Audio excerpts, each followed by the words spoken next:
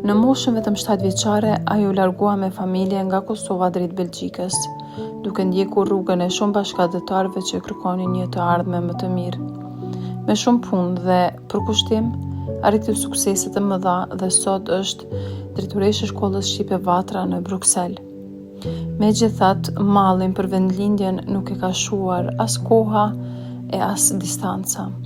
Aroma e Kosovës dhe kujtimet e fëmirisë vazhdojnë atë të ndjekin. Në të ardhmen, ajo ndërron të kthehet dhe të kontribuojë në vendin e saj. Por zhgënjimi nga mungesa e mundësive për të rinj dhe për mërgjimtarët, si dhe neglizhenca e institucioneve, ja bëjnë këtë ëndër më të largët. Ke lindur këtu në Belgjik?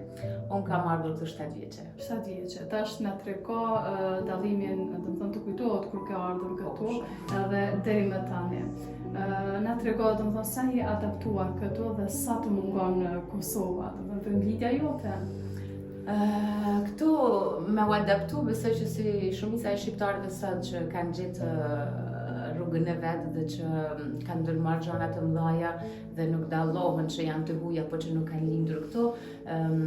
Jam e kënaqur si për veten si për rrethet që kemi, mirë po madhi e adheut ai nuk shohet kurrë, edhe pse kam qenë e vogël, unë kam shumë kujtime nga vendlindja se sa nga fëmijëria që kam pasur këtu.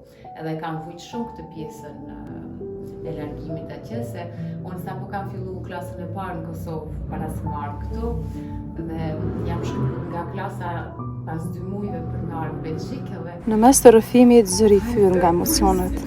Plotët I rrjedhin heshtur, si një rrëfim pa fjalë për dashurinë që as vitet e as largësia nuk mund ta shuanin. Në këto pak sekonda heshtjeje, ajo foli më shumë se sa gjithë biseda jonë.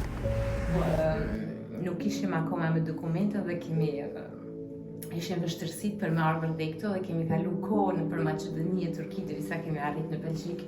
Kështu që ai vetë mua më iku pa shkollë dhe kur bana 8 vjeçë këtu në Belgjikë në vitin tjetër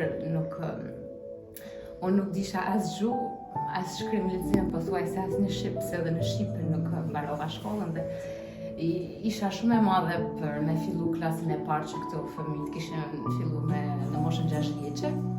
Edhe isha shumë mbrapa për të dalur në klasën e 3, në klasën që më takonte sipas moshës time, dhe ka qenë një problem I madh në atë kohë për me ndjek mësimet, mirë po.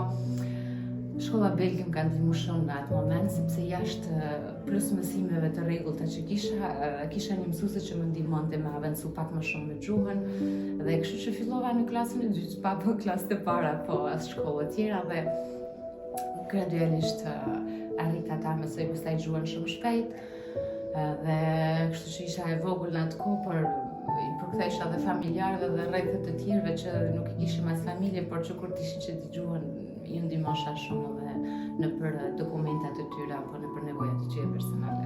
Sa shpesh e viziton Kosovën? Shkojmë 2-3 herë në vit, pothuajse.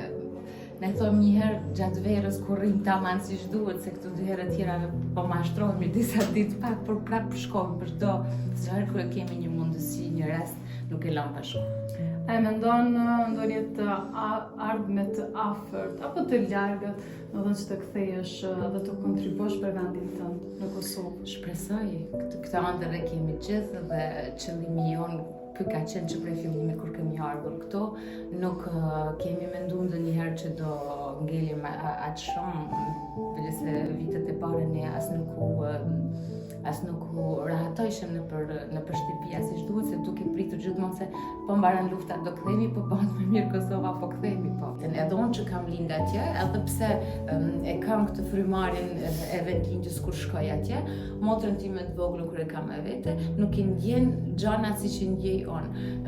Edhe pse e flet ajo mirë shqipen, vetëm se ka lindur këtu, atje I thojnë belge.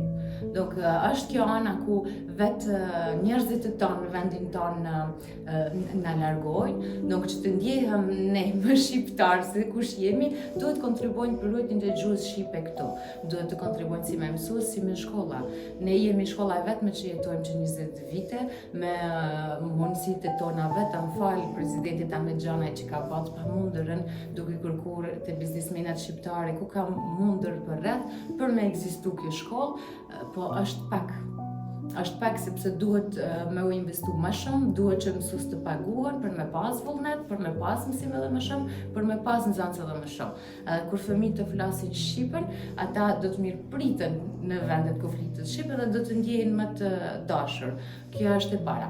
E tjetra është, çfarë mund bëjë presidentja që ne të vim atje, është të kemi më shumë mundësi për investime në Kosovë, mirë po edhe që të kemi perspektiva atje ku arrim. Ne këtu kemi ardhur të hujt, mirë po vetëm se kemi pasur një vend pune, kemi mundur që të blejmë shtëpia, që të hapim bizneset tona dhe nëse je i aftë i Zotit me punu, nuk të ndalan askushi këtu. Duhet të jetë e njëjta gjë edhe në Kosovë, e që të mos i takojë shteti vetëm atij që ka pare me pagu të tjetrin ose që ka të njofshëm për rreth. Mirë po vendlindja duhet të jetë të gjithëve e barabartë e duhet të kemi të gjitha drejtat e barabarta. Faleminderit shumë. Në Bruksel shkroi suksesin e saj, por ëndra e vërtet mbetet kthimi, sepse rënjet nuk harrohen kurrë.